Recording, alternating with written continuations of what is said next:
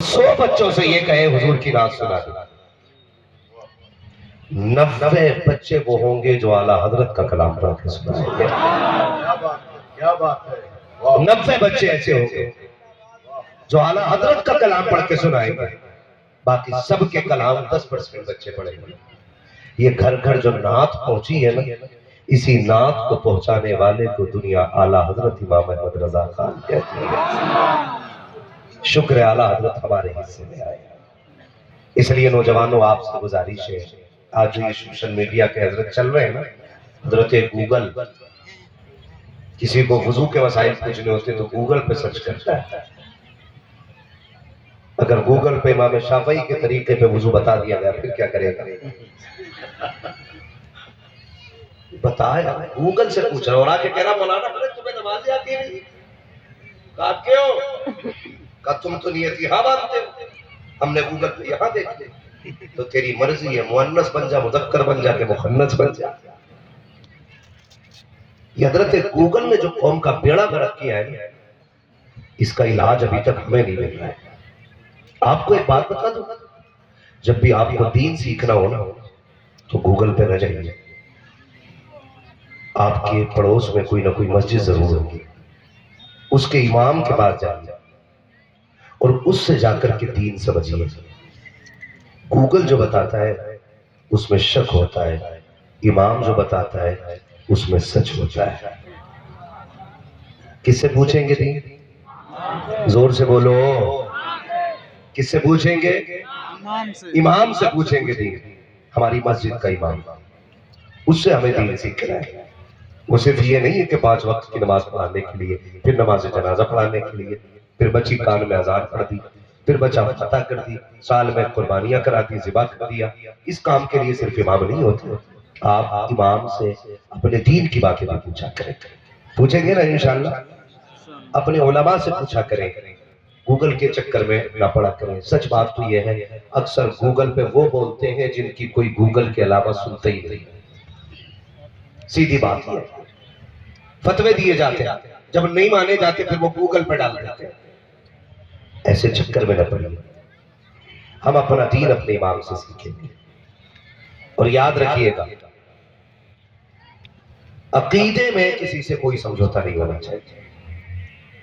عقیدے میں کسی سے کوئی سمجھوتا نہیں ہونا چاہیے۔ سرکار تاج الشریعہ فرماتے ہیں، زندگی یہ نہیں ہے کسی کے لیے، زندگی ہے نبی کی، زور سے، زندگی ہے نبی کی، نبی کے لیے۔ مسلک اعلیٰ حضرت پہ قائم رہو، زندگی دی گئی ہے اسی کے لیے۔ ٹھیک ہے نا؟ ایک صاحب نے سوال کیا تھا محبوب بھائی، انہوں نے کہا تھا کہ آج کنڈیشن یہ ہے امت کی کہ نوجوان چکر میں آ گیا ہے کہ دین اصل کدھر ہے، عمل کس پہ کیا جائے۔ کوئی کہتا نہیں یہ صحیح ہے، پھر دوسرا اس کے مقابلے میں کھڑے ہو کے کہتا یہ غلط ہے، میں جو کہہ رہا ہوں وہ صحیح ہے۔ پھر تیسرا کہتا نہیں یہ دونوں غلط ہے، جو میں کہہ رہا ہوں وہ صحیح ہے۔ کہا پھر اب کس کو مانا جائے، کس سے سیکھا جائے؟ سنو اور کان کھول کے سنو، اس بات کو گانٹھ باندھ لینا، ہر دور میں مسلک اعلیٰ حضرت ہی مسلک حق ہے۔ کیا بات ہے، یہ یاد رکھیے گا۔ آپ جب کبھی کشمکش میں پڑ جائیں کہ جانا کدھر ہے تو آپ کہیں نہیں جائیے، سیدھے بریلی چلے جائیے اور اتنا کہیے میں مجرم ہوں آقا مجھے ساتھ لے لو، کہ رستے میں ہیں جا بجا کھانے والے۔ جو مسلک اعلیٰ حضرت ہوگا وہی حق ہوگا۔ ٹھیک ہے نا؟ تو ہم جب تک زندہ رہیں گے مسلک اعلیٰ حضرت پر قائم رہیں گے انشاءاللہ۔ اور کوشش کیجئے گا کہ رشتے بھی انہی لوگوں میں کریں گے کہ جو ایمان والے بھی ہوں گے اور اخلاق والے بھی ہوں گے۔ یہ دونوں چیز آپ اور بڑی تیزی سے نا، یہ برائی ہمارے سماج میں آتی چلی جا رہی ہے۔ کون سی برائی؟ جب رشتہ کرنے چلے نا تو کسی بد مذہب کو داماد بنا دیا، یا کسی بد مذہب کی بیٹی اپنے گھر لے کر کے آ گیا۔ اب کسی عالم نے اگر پوچھ لیا بھائی یہ کون لوگ ہیں جن کا پجامہ نہایت چھوٹا نہیں لگ رہا ہے، پجامہ چھوٹا اور کرتا کچھ زیادہ لمبا نہیں ہے، کہ مولانا کیا کرتے، رشتہ مل نہیں رہا تھا، اچھا ایک اچھا رشتہ مل گیا نا پیسے والوں کا، ہم نے بیٹی کا رشتہ کر دیا۔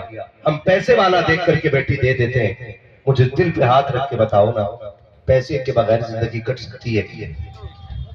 بولو بولو، کٹ سکتی ہے کہ نہیں؟ زندگی کتنی ہے تمام مکمل؟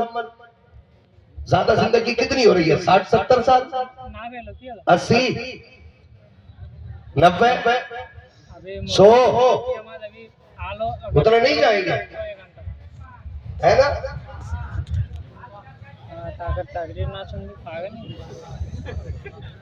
60 میں تمام ہے نا؟ لیکن میں پھر بھی کہہ لیتا ہوں آپ اگر ہزاروں سال بھی جیو آخر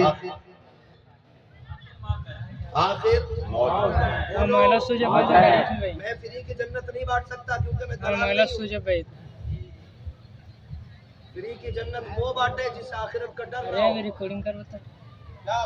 جنت سستی نہیں ہے، جنت سستی ہوتی میرا نبی کبھی غار میں آنسو نہ بہا تھا۔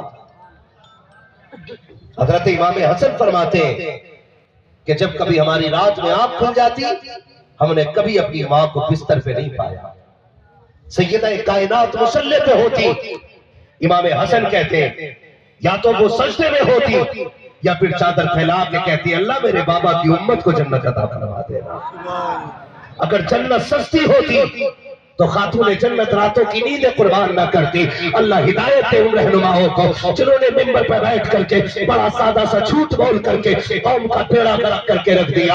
جو ایک بار سبحان اللہ کہتے جا کے دلال ہو جنت اس کے باپ کی ہو جاتی ہے، رشوت کھانے والا ہو جنت اس کے باپ کی ہو جاتی ہے، لوگوں کا خون پینے والا ہو جنتی ہو جاتا ہے۔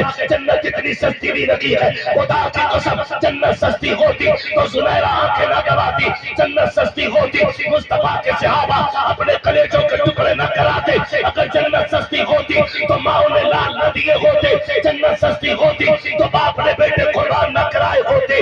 یہ قربانیاں بتاتی ہے اگر جنت چاہتے ہو تو جان بھی خدا کے نام کر دو اور اپنا مال بھی پروردگار کے نام کر دو۔